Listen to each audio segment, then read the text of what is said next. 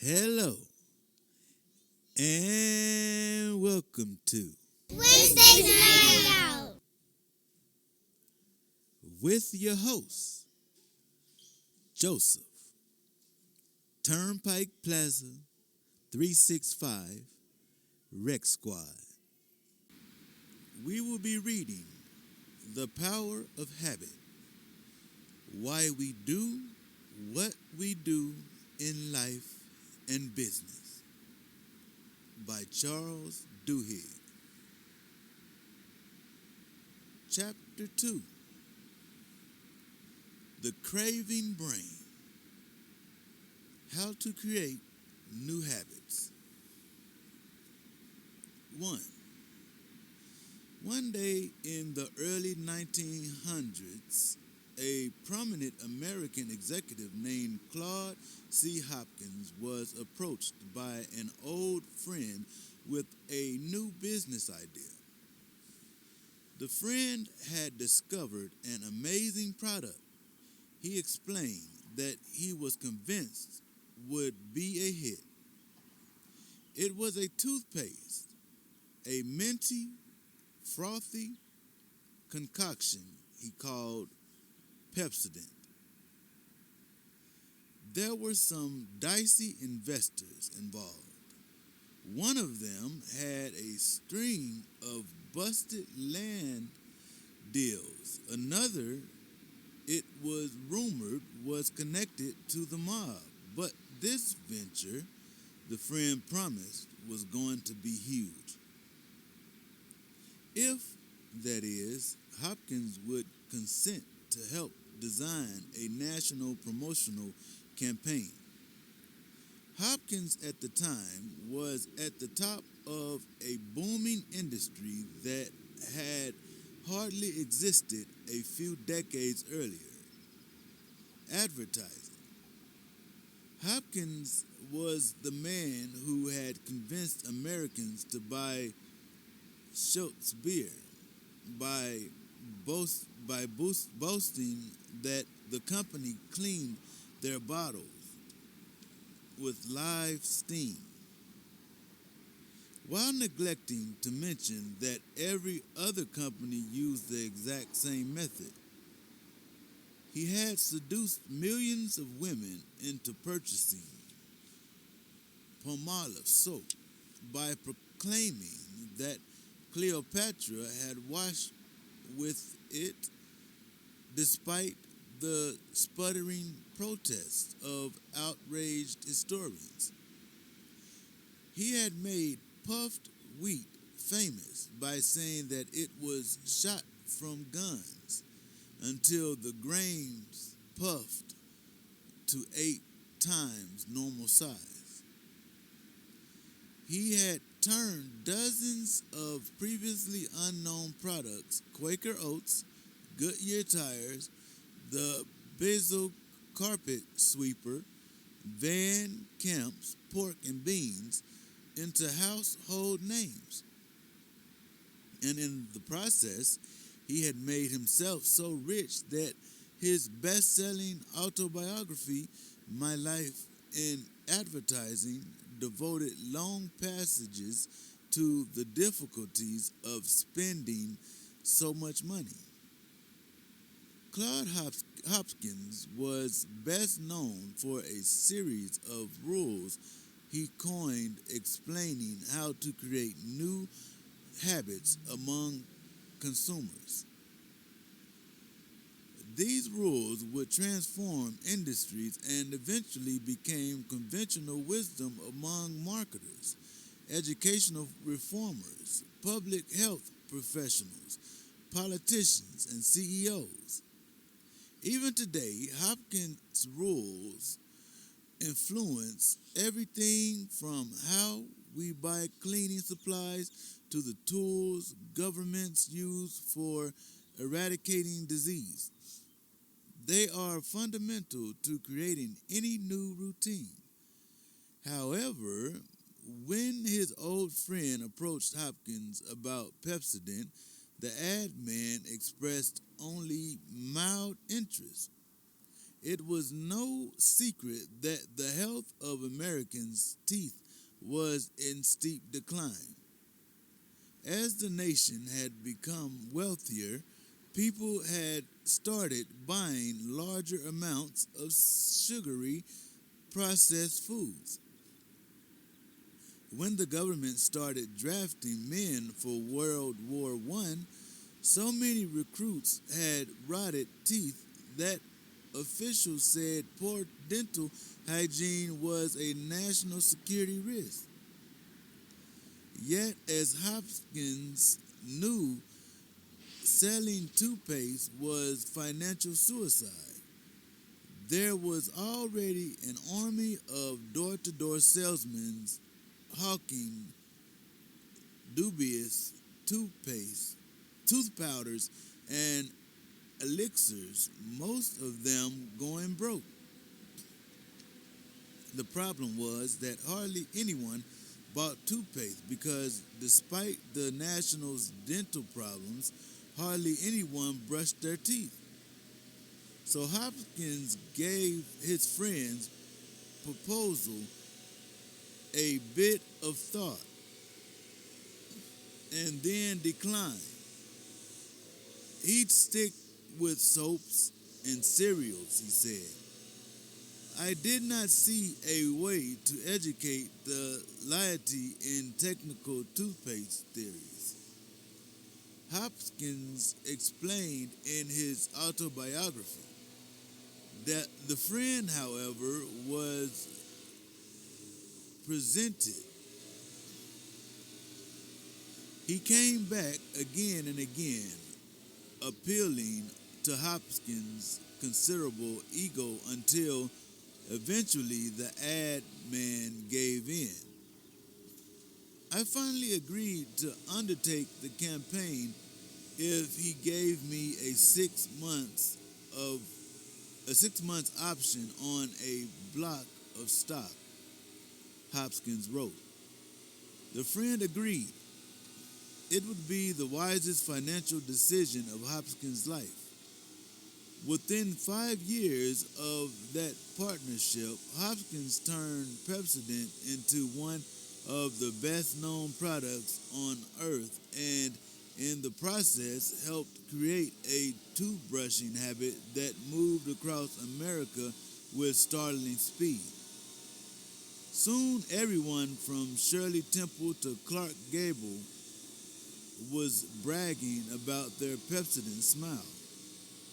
By 1930, Pepsodent was sold in China, South Africa, Brazil, Germany, and almost anywhere else Hopkins could buy ads. A decade after the first Pepsodent campaign, posters found that toothbrushing had become a ritual for more than half the American population.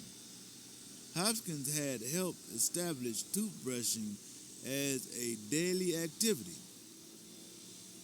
The secret to his success, Hopkins would later boast, was that he had found a certain kind of cue and reward that fueled a particular habit. It's an alchemy so powerful that even today the basic principles are still used by video game designers, food companies, hospitals, and millions of salesmen around the world. Eugene Pauly taught us about the habit loop, but it was Claude Hopkins that showed how new habits can be cultivated and grown. So what exactly did Hopkins do? He created a craving, and that craving, it turns out, is what makes cues and rewards work. That craving is what powers the habit loop.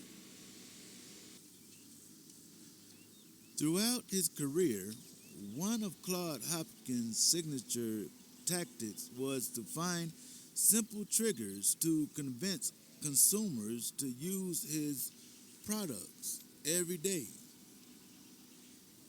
He sold Quaker Oats, for instance,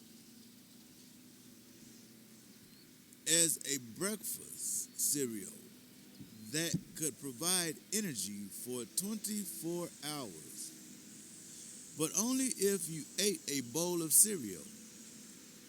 He hawked tonics that cured stomach aches, joint pain, bad skin, and womanly problems, but only if you drank the medicine at symptoms first appearance. Soon people were devouring oatmeal at daybreak and chugging from little brown bottles whenever they felt a hint of fatigue, which, as luck would have it, often happened at least once a day. To sell Pepsodent, then, Hopkins needed a trigger that would justify the toothpaste's daily use. He sat down with a pile of dental textbooks. It was dry reading, he later wrote. But in the middle of one book, I found a reference to the mucus plaques on teeth, which I afterward called the film. That gave me an appealing idea. I resolved to advertise this toothpaste as a creator of beauty, to deal with that cloudy film. In focusing on tooth film, Hopkins was ignoring the fact that this same film has always covered people's teeth and hadn't seemed to bother anyone. The film is a naturally occurring membrane that builds up on teeth regardless of what you eat or how often you brush. People had never paid much attention to it, and there was little reason why they should. You can get rid of the film by eating an apple, running your finger over your teeth, brushing, or vigorously swirling liquid around your mouth. Toothpaste didn't do anything to help remove the film. In fact, one of the leading dental researchers of the time said that all toothpaste, particularly Pepsodent, were worthless. That didn't stop Hopkins from exploiting his discovery. Here, he decided, was a cue that could trigger a habit. Soon, cities were plastered with Pepsodent ads. Just run your tongue across your teeth, he read one. You'll feel a film. That's what makes your teeth look off color and invites decay. Note how many pretty teeth are seen everywhere. Read another ad featuring smiling beauties. Millions are using a new method of teeth cleansing. Why would any woman have dingy film on her teeth? Pepsodent removes the film. The brilliance of these appeals was that they relied upon a cue, tooth film, that was universal and impossible to ignore. Telling someone to run their tongue across their teeth, it turned out, was likely to cause them to run their tongue across their teeth. And when they did, they were likely to feel the film. Hopkins had found a cue that was simple, had existed for ages, and was so easy to trigger that an advertisement could cause people to comply automatically. Moreover, the reward, as Hopkins envisioned it, was even more enticing. Who, after all, didn't want to be more beautiful? Who doesn't want a prettier smile? Particularly when all it takes is a quick brush with Pepsodent.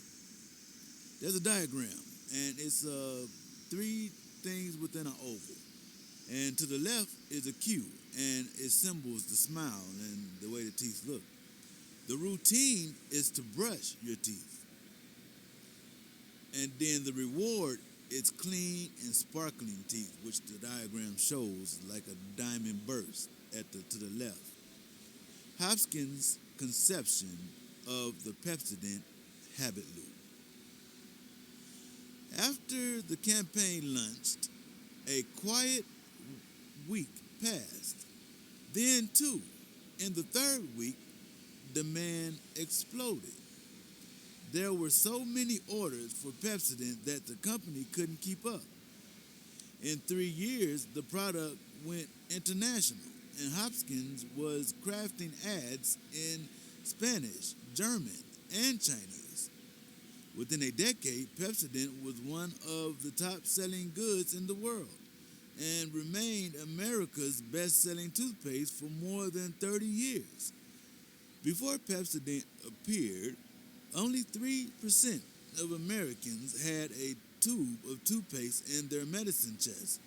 A decade after Hopkins' ad campaign went nationwide, that number had jumped to 65%. By the end of World War II, the military downgraded concerns about recruits' teeth because so many soldiers were brushing every day.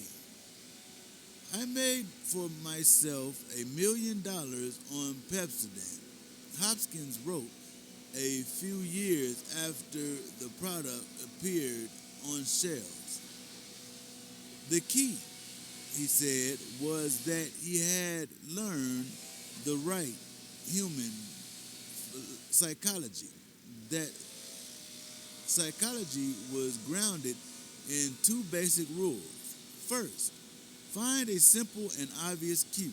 Second, clearly define the rewards. If you get those elements right, Hopkins promised it was like magic. Look at Pepsodent. He had identified a cue, tooth film, and a reward, beautiful teeth. That had persuaded millions to start a daily ritual.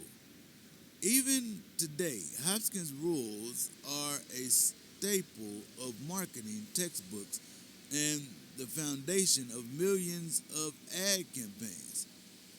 And those same principles have been used to create thousands of other habits, often without people realizing how closely they are hewing to Hopkins' formula. Studies of people who have successfully started new exercise routines, for instance, show they are more likely to stick with a workout plan if they choose a specific cue, such as running as soon as they get home from work, and a clear reward, such as a beer or an evening of guilt-free television. Research on dieting says creating new food habits requires a predetermined cue, such as planning minutes in advance, and simple rewards for dieters when they stick to their intentions. The time has come when advertising has in some hands reached the status of a science, Hopkins wrote. Advertising, since a gamble, has thus become, under able direction, one of the safest of business ventures. It's quite a boast. However, it turns out that Hopkins' two rules aren't enough. There's also a third rule that must be satisfied to create a habit, a rule so subtle that Hopkins himself relied on it without knowing it exists. It explains everything from why it's so hard to ignore a box of donuts to how a morning jog can become a nearly effortless routine. 2. The scientists and marketing executives at Procter and Gamble were gathered round a beat-up table in a small windowless room, reading the transcript of an interview with a woman who owned 9 cats when one of them finally said what everyone was thinking. If we get fired, what exactly happens? She asked. Do security guards show up and walk us out? Or do we get some kind of warning beforehand? The team's leader, a one time rising star within the company named Drake Stimson, stared at her. I don't know, he said. His hair was a mess, his eyes were tired. I never thought things would get this bad. They told me running this project was a promotion. It was 1996, and the group at the table was finding out, despite Claude Hopkins' assertions, how utterly unscientific the process of selling something could become. They all worked for one of the largest consumer goods firms on earth, the company behind Pringles potato chips, Olive Olay, Bounty paper towels, CoverGirl cosmetics, Dunn, Downy, and Duracell, as well as dozens of other brands. P&G collected more data than almost any other merchant on earth and relied on complex statistical methods to craft their marketing campaigns. The firm was incredibly good at figuring out how to sell things. In the clothes washing market alone, P&G's products cleaned one out of every 2 laundry loads in America. Its revenues topped $35 billion per year. However, Stimson's team, which had been entrusted with designing the ad campaign for one of P&G's most promising new products, was on the brink of failure. The company had spent millions of dollars developing a spray that could remove bad smells from almost any fabric, and the researchers in that tiny windowless room had no idea how to get people to buy it. The spray had been created about 3 years earlier when one of P&G's chemists was working with a substance called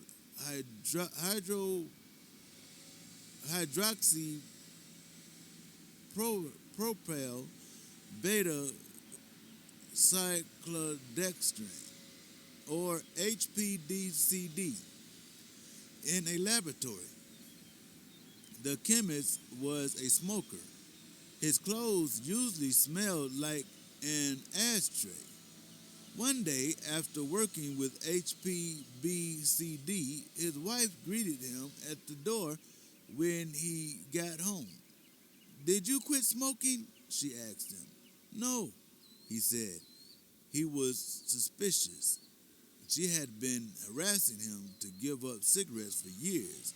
This seemed like some kind of reverse psychology trickery. You don't smell like smoke, is all, she said.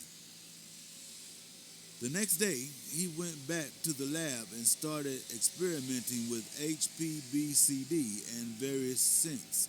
Soon, he had hundreds of vials containing fabrics that smelled like wet dogs, cigars, sweaty socks, Chinese food, musty shirts, and dirty towels.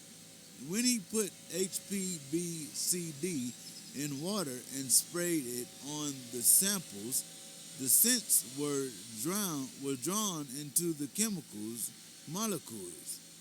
After the mist dried, the smell was gone. When the chemist explained his finding to P&G's executives, they were ecstatic. For years, market research had said that consumers were clamoring for something that could get rid of bad smells, not mask them, but eradicate them altogether. When one team of researchers had interviewed customers, they found that many of them left their blouses or slacks outside after a night at a bar or party. My clothes smell like cigarettes when I get home, but I don't want to pay for dry cleaning every time I go out, one woman said. P&G, sensing an opportunity, launched a top secret project to turn HPBCD into a viable product.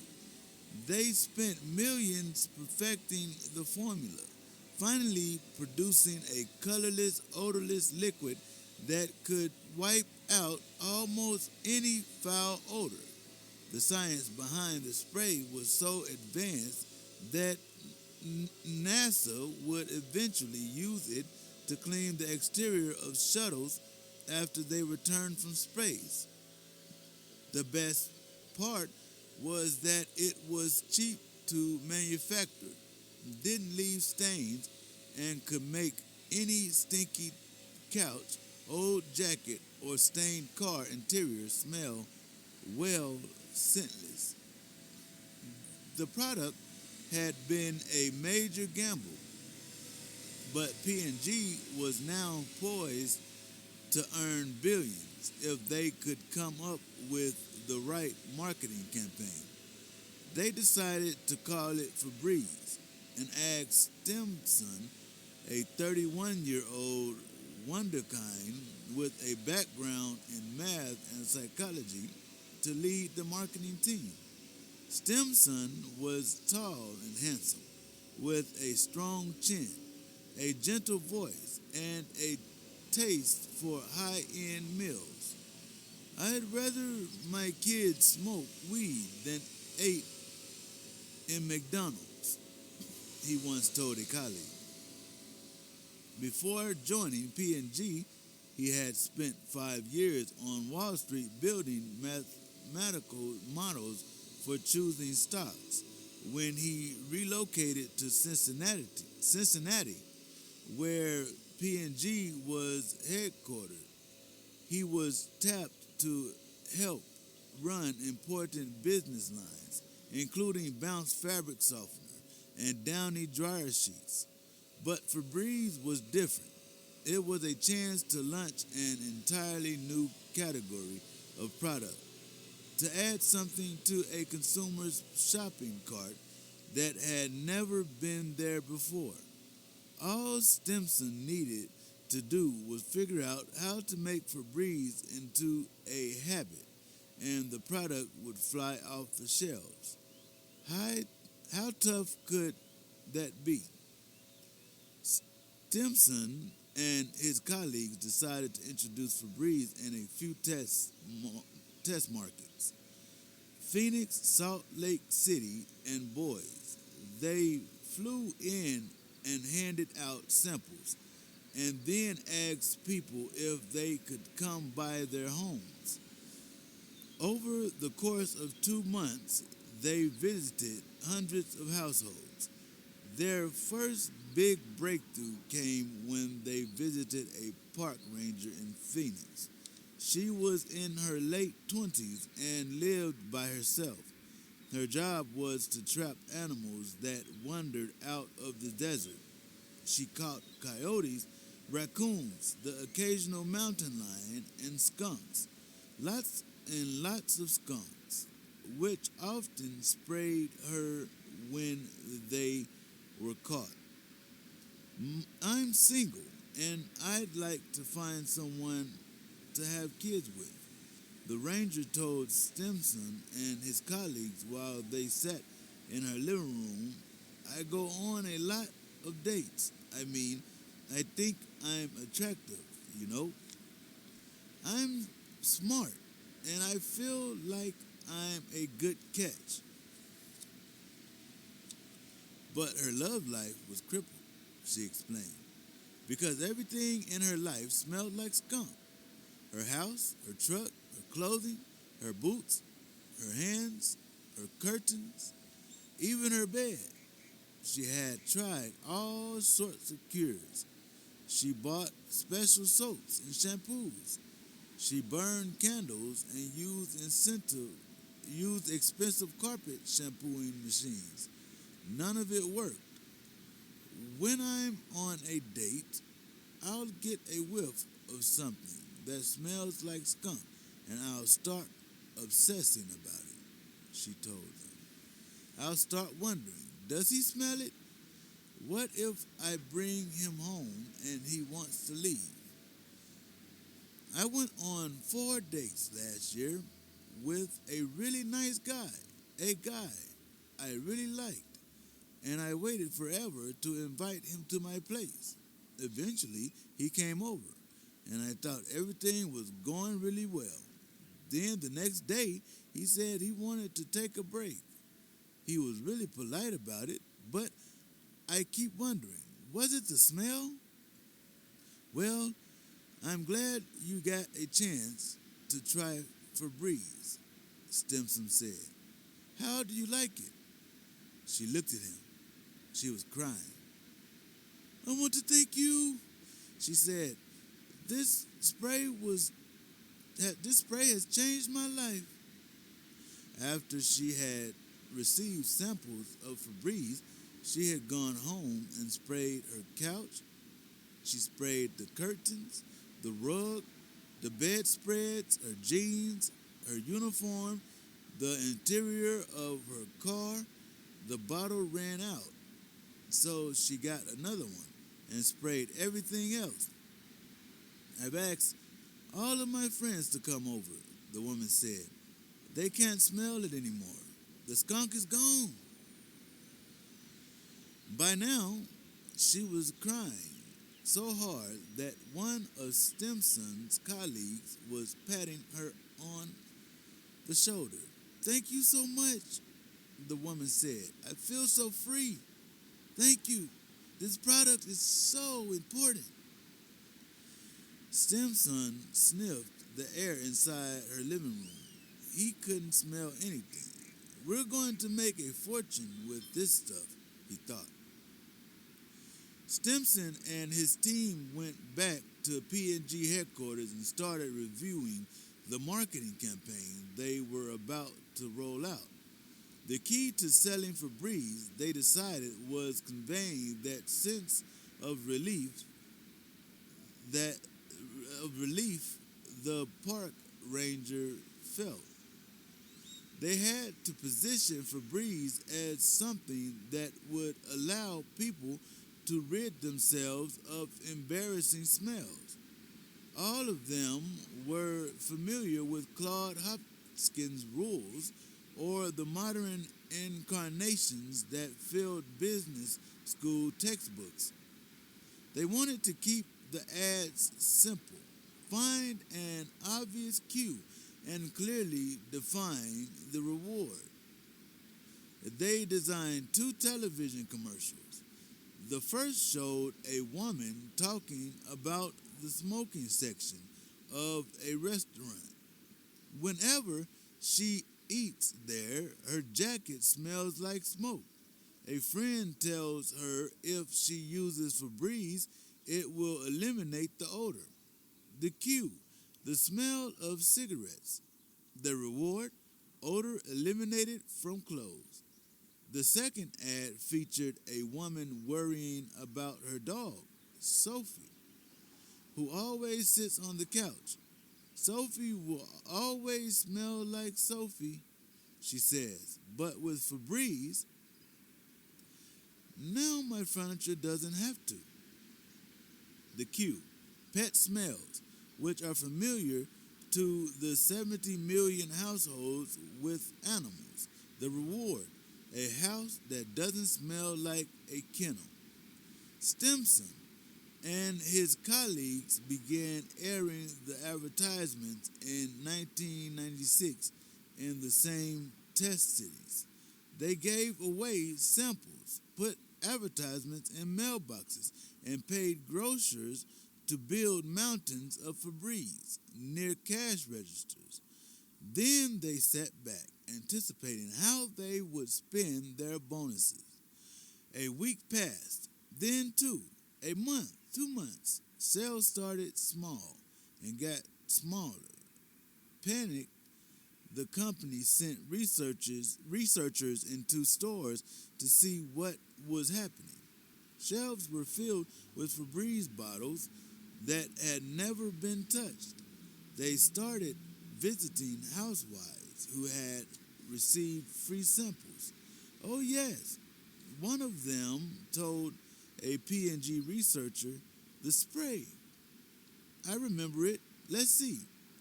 The woman got down on her knees in the kitchen and started rooting through the cabinet underneath the sink. I used it for a while, but then I forgot about it. I think it's back here somewhere. She stood up. Maybe it's in the closet. She walked over and pushed aside some brooms. Yes, here it is, in the back. See, it's still almost full. Did you want it back? Febreze was a dud. For Stimson, this was a disaster. Rival executives in other divisions sensed an opportunity in his failure. He heard whispers that some people were lobbying to kill Febreze and get him reassigned to Nicky Clark hair products, the consumer goods equivalent of Siberia. One of P&G's divisional presidents called an emergency meeting and announced they had to cut their losses on Febreze before board members started asking questions. Stimson's boss stood up and made an impassioned plea. There's still a chance to turn everything around, he said. At the very least, let's ask the PhDs to figure out what's going on. P&G had recently snapped up scientists from Stanford, Carnegie Mellon, and elsewhere who were supposed experts in consumer psychology. The division's president agreed to give the product a little more time. So a new group of researchers joined Stimson's team and started conducting more interviews. Their first inkling of why Febreze was failing came when they visited a woman's home outside Phoenix. They could smell her 9 cats before they went inside. The house's interior, however, was clean and organized. She was somewhat of a neat freak, the woman explained. She vacuumed every day and didn't like to open her windows since the wind blew in dust. When Stimson and the scientists walked into her living room where the cats lived, the scent was so overpowering that one of them gagged. What do you do about the cat smell? A scientist asked the woman. It's usually not a problem, she said. How often do you notice a smell? Oh, about once a month, the woman replied. The researchers looked at one another. Do you smell it now? A scientist asked. No, she said. The same pattern played out in dozens of other smelly homes the researchers visited. People couldn't detect most of the bad smells in their lives. If you live with 9 cats, you become desensitized to their scent. If you smoke cigarettes, it damages your olfactory capacity so much that you can't smell smoke anymore. Scents are strange. Even the strongest fade with, with constant exposure. That's why no one was using Febreze, Stimson realized. The product's cue, the thing that was supposed to trigger daily use, was hidden from the people who needed it most. Bad scents simply weren't noticed frequently enough to trigger a regular habit. As a result, Febreze ended up in the back of a closet. The people with the greatest proclivity to use the spray never smelled the odors that should have reminded them the living room needed a spritz. Stimson's team went back to headquarters and gathered in the windowless conference room. Rereading the transcript of the woman with 9 cats, the psychologist asked what happens if you get fired. Stimson put his head in his hands. If he couldn't sell Febreze to a woman with 9 cats, he wondered who could he sell it to? How do you build a new habit when there's no cue to trigger usage and when the consumers who most need it don't appreciate the reward? 3. The laboratory belonging to Wolfram Schultz, a professor of neuroscience at the University of Cambridge, is not a pretty place. His desk has been alternately described by colleagues as a black hole where documents are lost forever and a petri dish where organisms can grow undisturbed and in wild proliferation for years. When Schultz needs to clean something, which is uncommon, he doesn't use sprays or cleansers. He wets a paper towel and wipes hard. If his clothes smell like smoke or cat hair, he doesn't notice or care. However, the experiments that Schultz has conducted over the past 20 years have revolutionized our understanding of how cues, rewards, and habits interact. He has explained why some cues and rewards have more power than others and has provided a scientific roadmap that explains why Pepsodent was a hit, how some dieters and exercise buffs managed to change their habits so quickly, and in the end, what it took to make Febreze sell. In the 1980s, Schultz was part of a group of scientists studying the brains of monkeys as they learned to perform certain tasks, such as pulling on levers or opening clasps. Their goal was to figure out which parts of the brain were responsible for new actions. One day I noticed this thing that is interesting to me, Schultz told me. He was born in Germany and now when he speaks English sounds a bit like Arnold Schwarzenegger if the Terminator were a member of the Royal Society.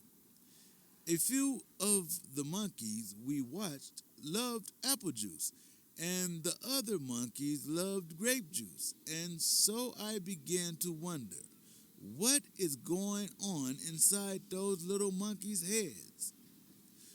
Why do different rewards affect the brain in different ways? Schultz began a series of experiments to decipher how rewards work on a neurochemical level. As technology progressed, he gained access in the 1990s to devices similar to those used by the researchers at MIT.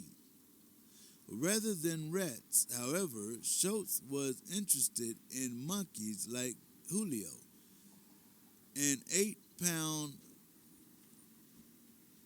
macaque with hazel eyes who had a very thin electrode inserted into his brain that allowed Schultz to observe neuronal activity as it occurred.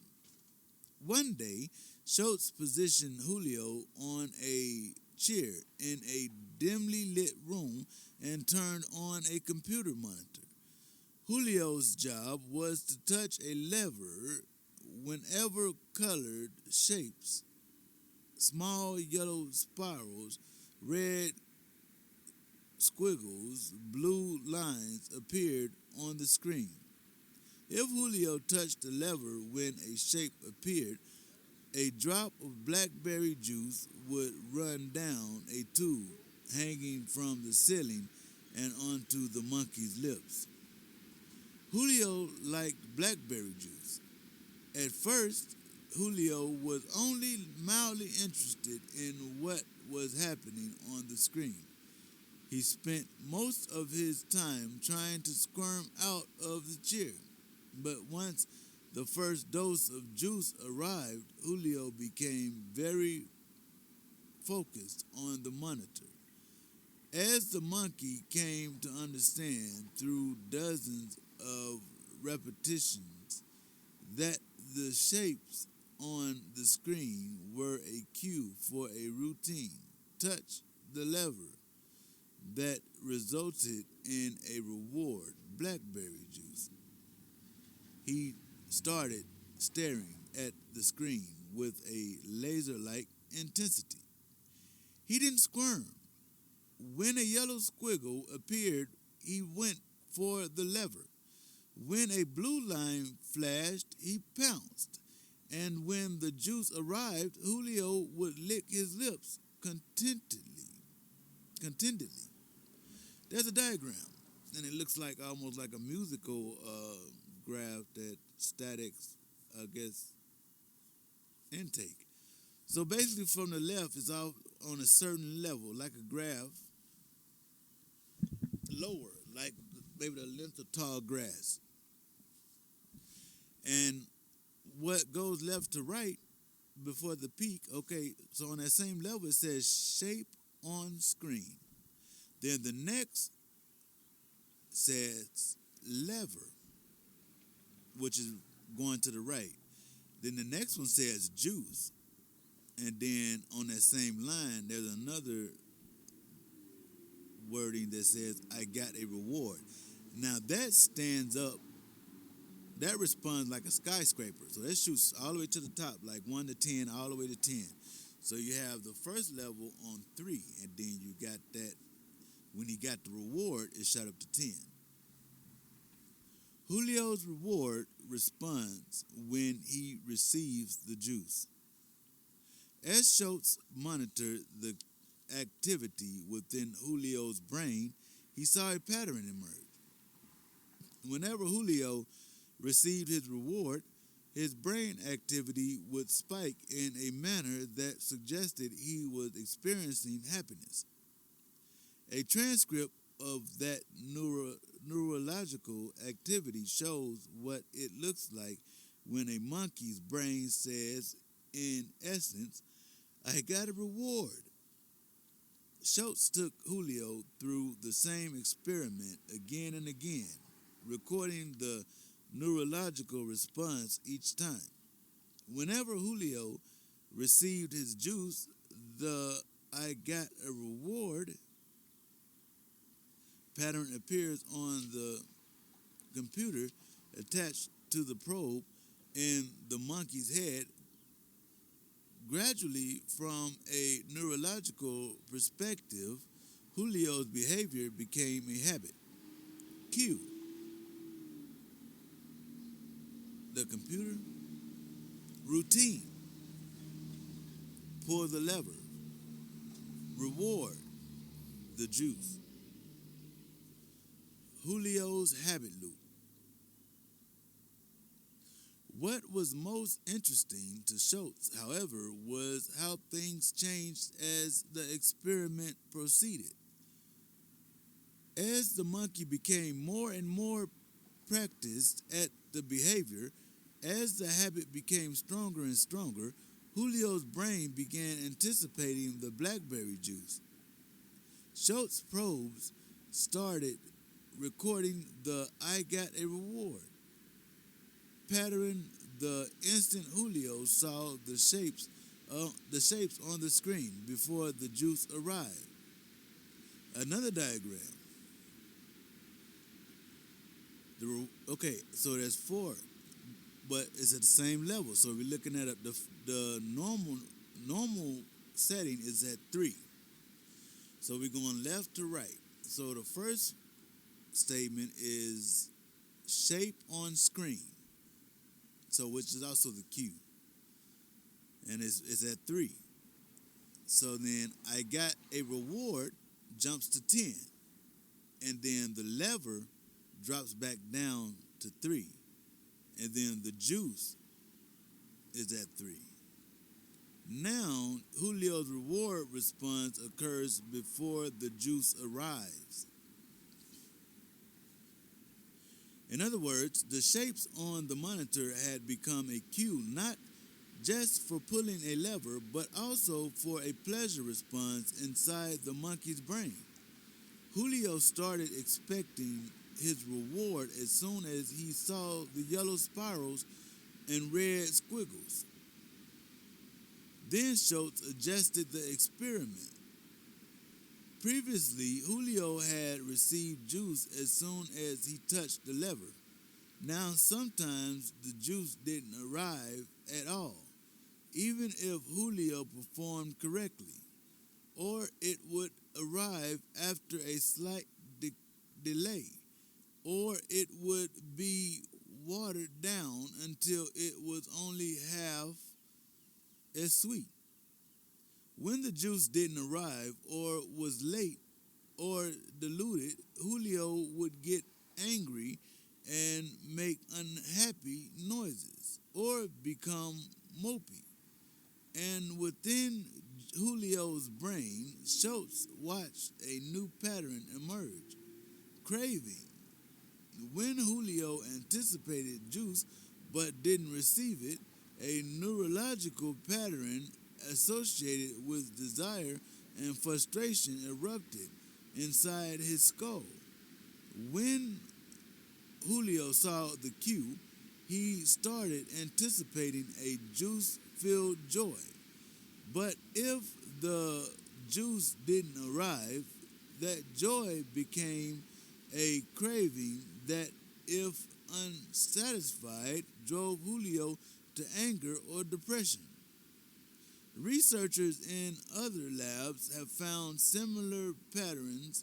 Other monkeys were trained to anticipate juice whenever they saw a shape on a screen. Then researchers tried to distract them. They opened the lab's door so the monkeys could go inside and play with their friends. They put food in a corner so the monkeys could eat if they abandoned the experiment. For those monkeys who hadn't developed a strong habit, the distractions worked. That they slid out of their chairs, left the room, and never looked back. They hadn't learned to crave the juice. However, Once a monkey had developed a habit, once its brain anticipated the reward, the distraction held no allure. The animal would sit there, watching the monitor and pressing the lever over and over again, regardless of the offer of food or the opportunity to go inside. The anticipation and sense of craving was so overwhelming that the monkeys stayed glued to their screens, the same way a gambler will play slots long after he's lost his winnings. This explains why habits are so powerful. They create neurological cravings. Most of the time, these cravings emerge so gradually that they're not really aware they exist. So we're often blind to their influence. But as we associate cues with certain rewards, a subconscious craving emerges in our brains that starts the habit loop spinning. One researcher at Cornell, for instance, found how powerfully food and scent cravings can affect behavior when he noticed how Cinnabon stores were positioned inside shopping malls. Most food sellers locate their kiosks in food courts, but Cinnabon tries to locate their stores away from other food stalls. Why?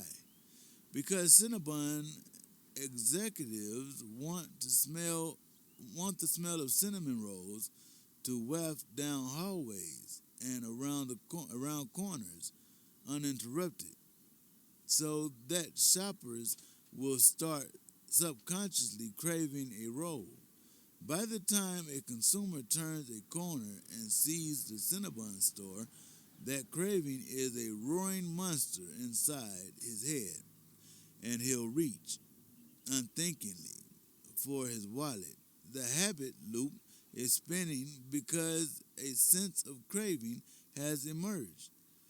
There is nothing programmed into our brains that makes us see a box of donuts and automatically want a sugary treat, Schultz told me. But once our brain learns that a donut box contains yummy sugar or other carbohydrates, it will start anticipating the sugar high. Our brains will push us toward the box. Then, if we don't eat the donut, we'll feel disappointed. To understand this process, consider how Julio's habit emerged. First, he saw a shape on the screen, the cue. Over time, Julio learned that the appearance of the shape meant it was time to execute a routine. So he touched the lever. So he pulled the lever. As a result, Julio received a drop of blackberry juice, the reward. That's basic learning. The habit only emerges once Julio begins craving the juice when he sees the cue. Once that craving exists, Julio will act automatically. He'll follow the habit. The shapes on the screen, cue. The routine, pulling the lever. The reward, a drop of blackberry juice. Craving for juice. Julio's habit loop. This is how new habits are created, by putting together a cue, a routine, and a reward, and then cultivating a craving that drives the loop. Take, for instance, smoking. When a smoker sees a cue, say a pack of Marlboros, her brain starts anticipating a hit of nicotine. The cue, pack of cigarettes. Routine, smoke the cigarette. Reward, The nicotine high in the mind. What happens in the brain? What happens inside the vessel? Just the sight of cigarettes is enough for the brain to crave a nicotine rush.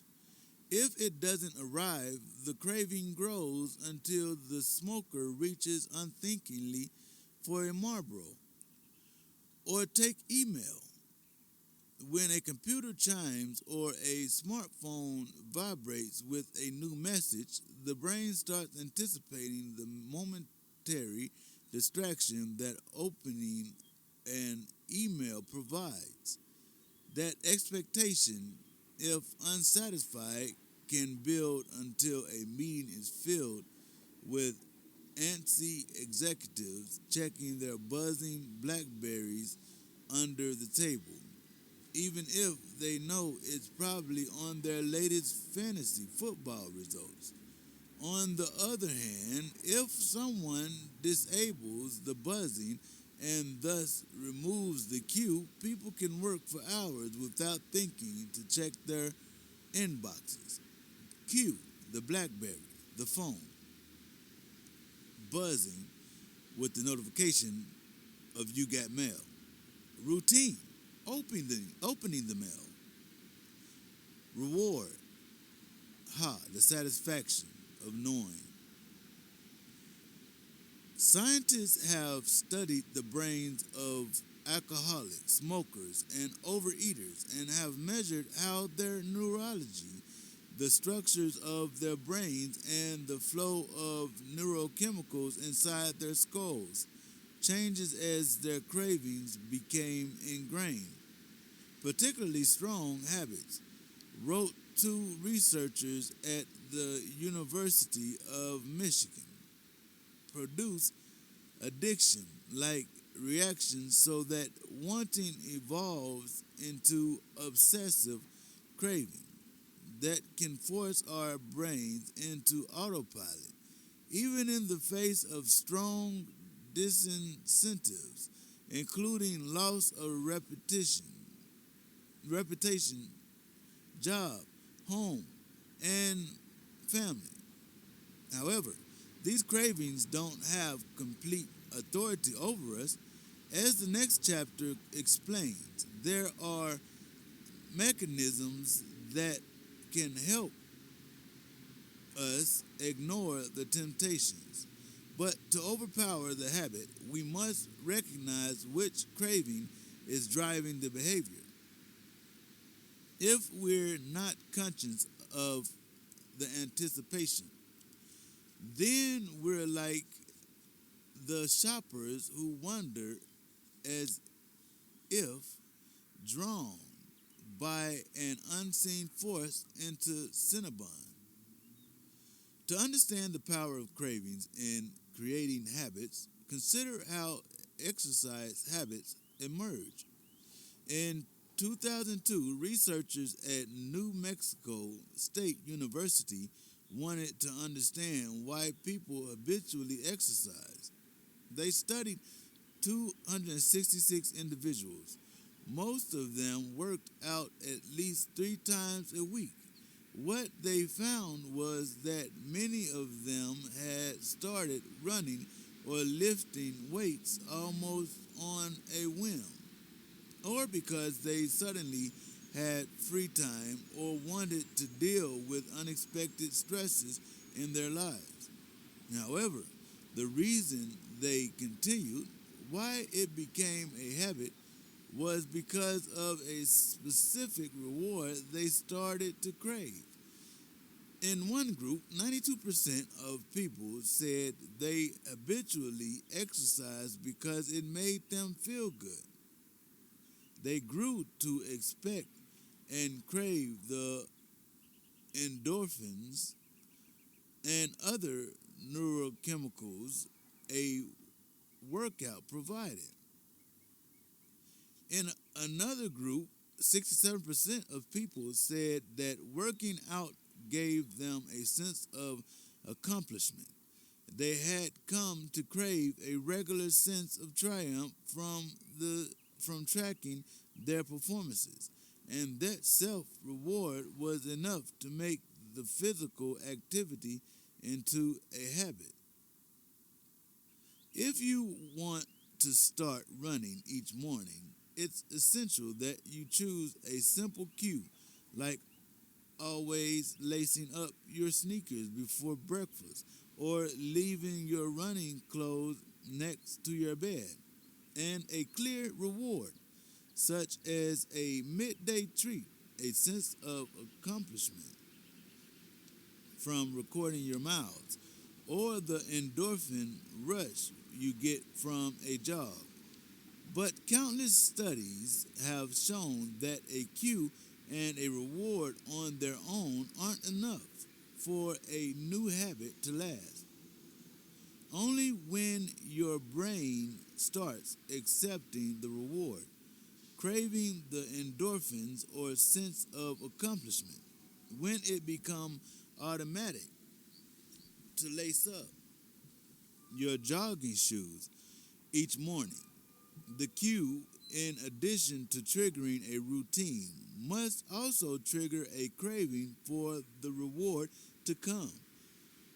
Let me ask you about a problem I have, I said to Wolfram Schultz. There's a diagram. The neurologist, after he explained to me how craving emerges, there's a diagram. So the cue is a shoe, an unlaced shoe. The routine is jogging. The reward is the reward, which is satisfaction. Craving for endorphin rush or accomplishment.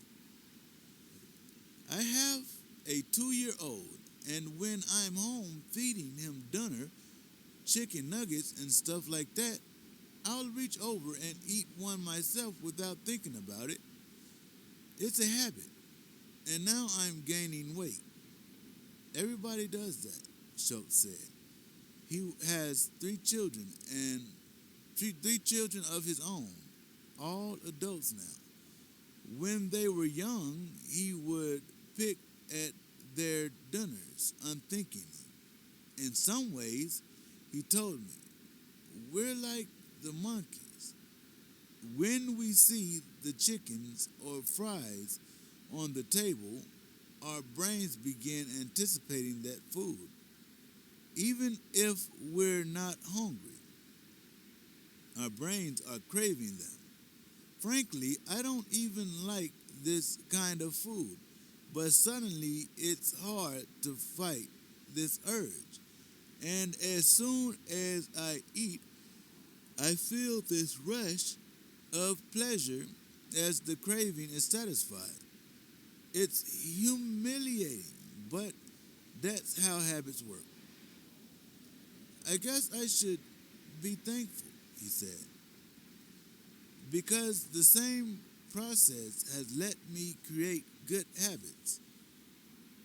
I work hard because I expect pride from a discovery. I exercise because I expect feeling good afterward.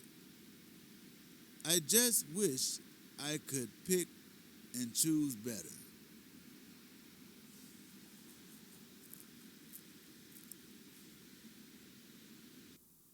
4. After their disastrous interview with the Catwoman, Drake Stimson's team at P&G started looking outside the usual channels for help. They began reading up on experiments such as those conducted by Wolfram Schultz. They asked a Harvard Business School professor to conduct psychological tests of Febreze ad campaigns. They interviewed customer after customer, looking for something that would give them a cue how to make Febreze a regular part of consumers' lives. One day, They went to speak with a woman in a suburb near Scottsdale. She was in her 40s with 4 kids. Her house was clean, but not compulsively tidy. To the surprise of the researcher, she loved Febreze. I use it every day, she told them. You do? Stimson said. The house didn't seem like the kind of place with smelly problems. There weren't any pets, no one smoked. How? What smells are you trying to get rid of? I don't really use it for specific smells, the woman said. I mean, I've got boys. They're going through puberty. And if I don't clean their rooms, it smells like a locker. But I don't really use it that way. I use it for normal cleaning. A couple of sprays when I'm done in a room. It's a nice way to make everything smell good as a final touch. They asked if they could watch her clean the house in the bedroom.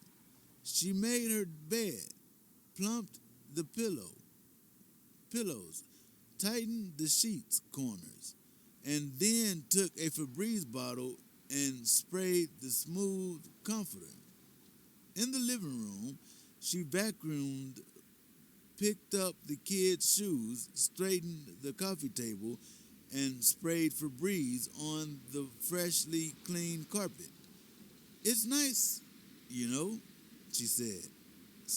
Spraying feels like a little mini celebration when I'm done with a room.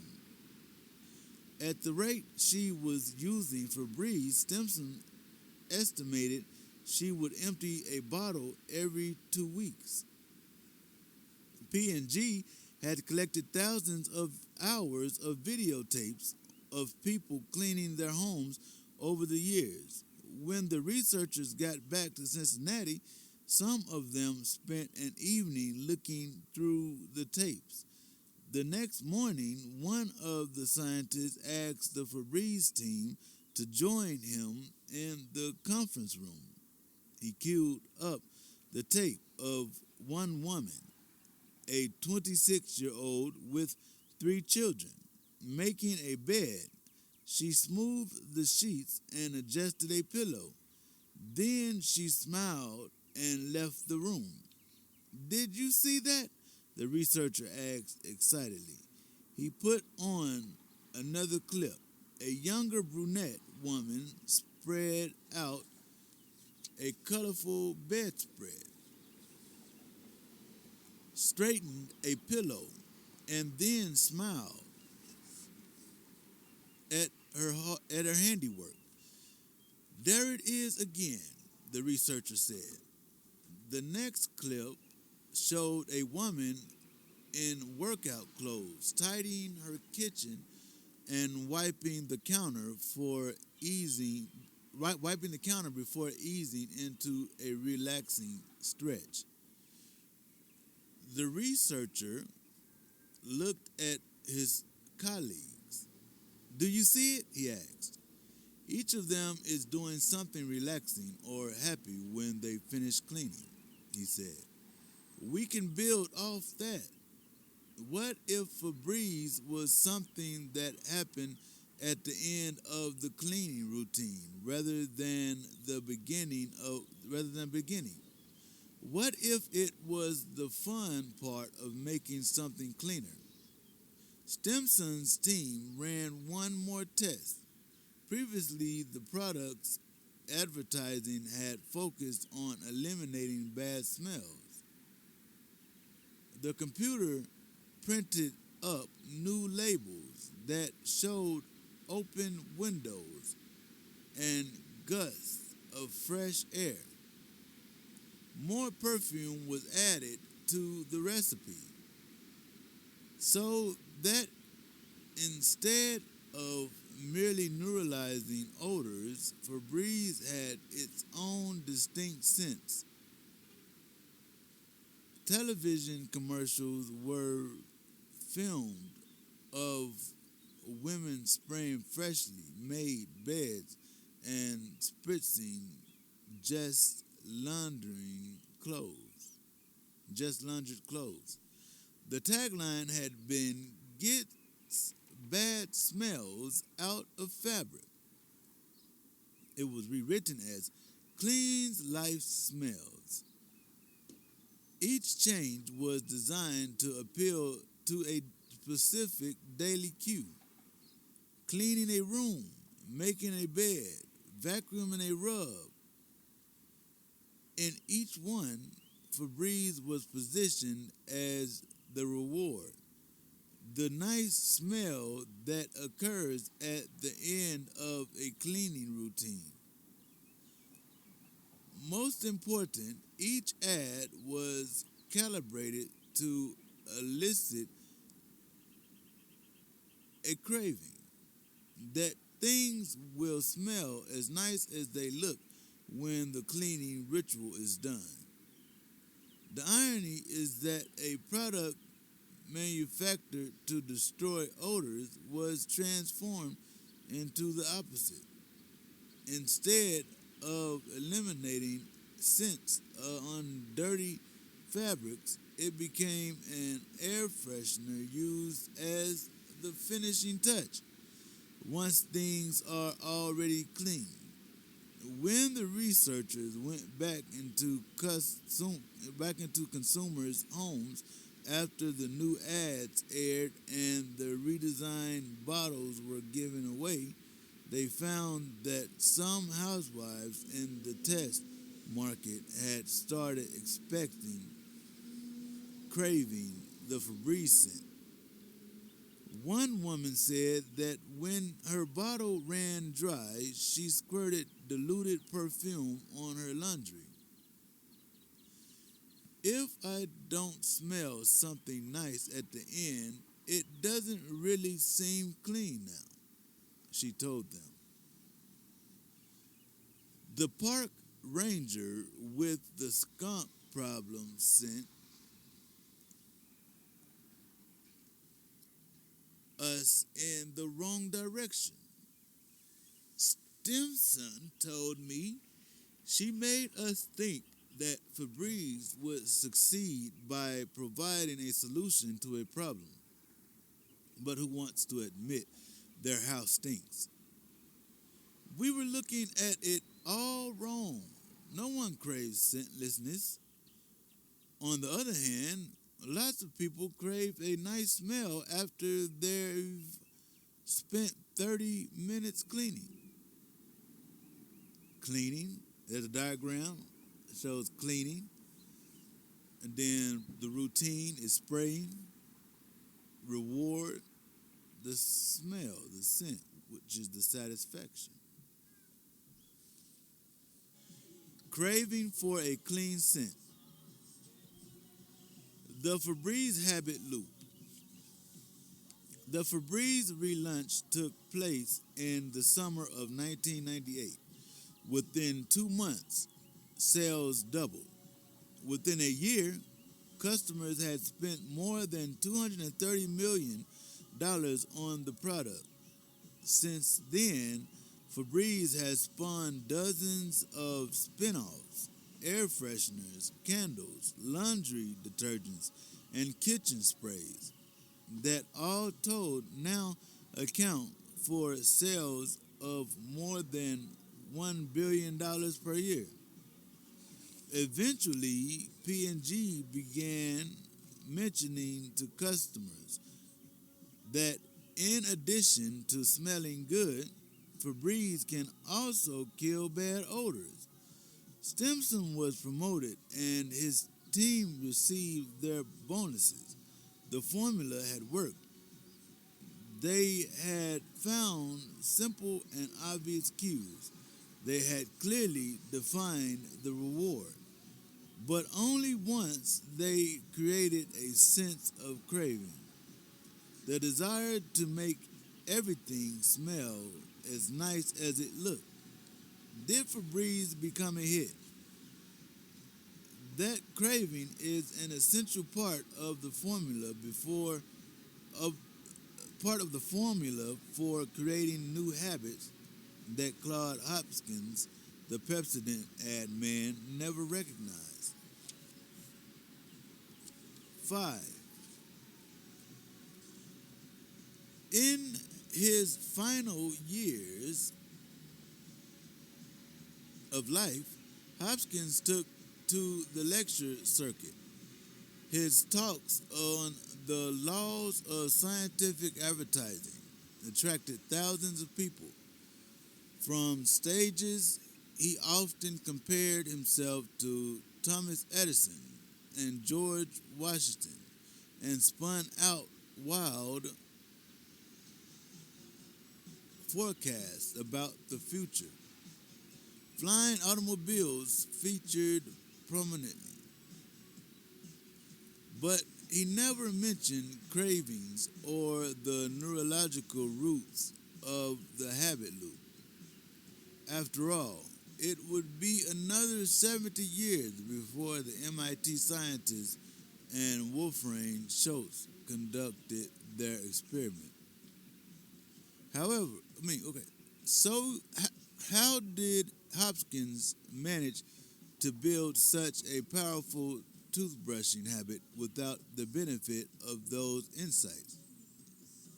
Well, it turns out that he actually did take advantage of the principles eventually, discovering at MIT and inside Schultz's laboratory, even if nobody knew it at the time.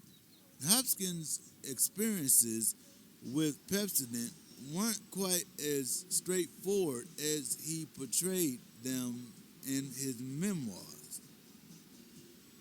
Though he boasted that he discovered an amazing cue in tooth film and bragged that he was the first to offer consumers the clear reward of beautiful teeth, it turns out that Hopkins wasn't the originator of those tactics. Not by a long shot. Consider, for instance,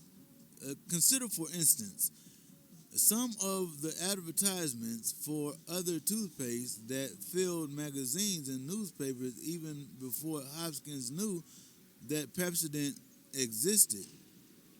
The ingredients of this preparation are especially intended to prevent deposits of tartar from accumulating around the necks of the teeth.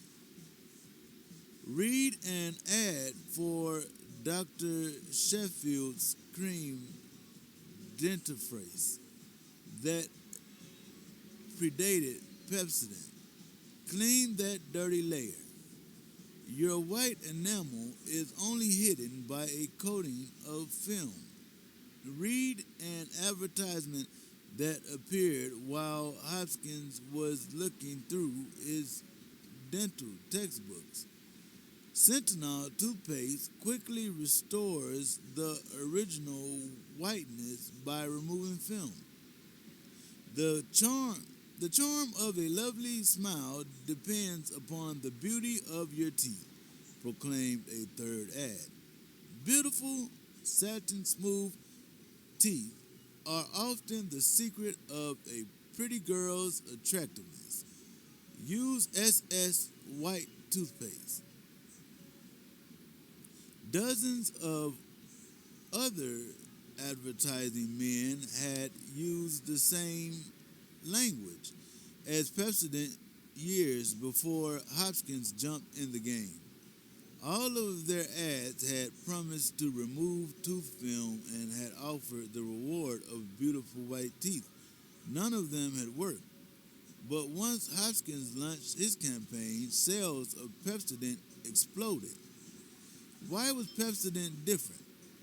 Because Hopkins' success was driven by the same factors that caused Julio the monkey to touch the lever and housewives to spray Febreze on freshly made beds. Pepsodent created a craving. Hopkins doesn't spend any of his autobiography discussing the ingredients in Pepsodent, but the recipe listed on the toothpaste patient application and company rewards reveals something interesting. Unlike other pastes of the period, Pepsodent contained citric acid as well as doses of mint oil and other chemicals. Pepsodent's inventor used those ingredients to make the toothpaste taste fresh, but they had another unanticipated effect as well. They're irritants that create a cool, tingling sensation on the tongue and gums. After Pepsodent started dominating the marketplace, researchers at competing companies scrambled to figure out why. What they found was that customers said that if they forgot to use Pepsodent, they realized their mistake because they missed that cool, tingling sensation in their mouth. They expected, they craved that slight irritation. If it wasn't there, their mouths didn't feel clean. Claude Hopkins wasn't selling beautiful teeth, he was selling a sensation. Once people craved that cooling tingling, once they equated it with cleanliness, brushing became a habit. When other companies discovered what Hopkins was really selling, they started imitating him. Within a few decades, almost every toothpaste contained oils and chemicals that caused gums to tingle. Soon, Pepsodent started getting old some. Oh, hold on. Pepsodent started getting outsold. Even today, almost all toothpaste contain additives with the sole job of making your mouth tingle after you brush. There's a diagram. The cue, teeth, unbrushed teeth. The routine, brushing. The reward, pearly white teeth with a diamond bling. Craving for a tingling sensation. The real Pepsodent habit loop. Consumers need some kind of signal that a product is working. Tracy Sinclair, who was a brand manager for Oral-B and Crest Kids toothpaste, told me, "We can make toothpaste taste like anything, blueberries, green tea, and as long as it has a cool tingle, people feel like their mouth is clean. The tingling doesn't make the toothpaste work any better. It just convinces people it's doing the job." Anyone can use this basic formula to create habits of her or his own. Want to exercise more? Choose a cue, such as going to the gym as soon as you wake up, and a reward such as a smoothie after each workout. Then think about that smoothie or about the endorphin rush you'll feel. Allow yourself to anticipate the reward. Eventually, that craving will make it easier to push through the gym doors every day. Want to craft a new eating habit? When researchers affiliated with the National Weight Control Registry, a project involving more than 6,000 people who have lost more than 30 pounds, looked at the habits of successful dieters. They found that 78% of them ate breakfast every morning, a meal cued by a time of day. But most of the successful dieters also envisioned a specific reward for sticking with their diet, a bikini they wanted to wear, or the sense of pride they felt when they stepped on the scale each day. Something they chose carefully and really wanted. They focused on the craving for that reward when temptations arose, cultivated the craving into a mild obsession. And their craving for that reward, research found, crowded out the temptation to drop the diet. The craving drove the habit loop. For companies, understanding the science of craving is revolutionary. There are dozens of daily rituals we ought to perform each day that never become habits. We should watch our salt and drink more water. We should eat more vegetables and fewer fats. We should take vitamins and apply sunscreen. The fact the facts could not be more clear on this last front.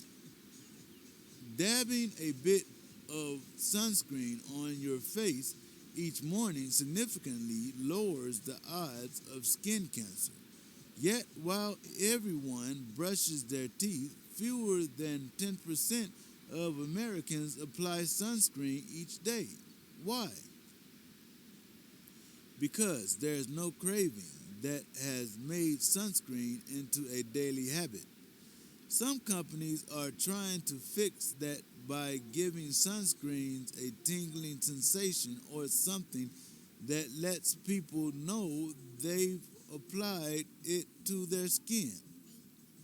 They're hoping it will cue an explanation the same way the craving for a tingling mouth reminds us to brush our teeth. They've already used similar tactics in hundreds of other products. Foaming is a huge reward, said Sinclair, the brand manager. Shampoo doesn't have to foam, but we add foaming chemicals because people expect it each time they wash their hair. Same thing with laundry detergent and toothpaste. Now every company adds sodium lauryl sulfate to make toothpaste foam more. There's no cleaning benefit, but people feel better when there's a bunch of suds around their mouth. Once the customer starts expecting that foam, the habit starts growing. Cravings are what drive habits, and figuring out how to spark a craving makes creating a new habit easier.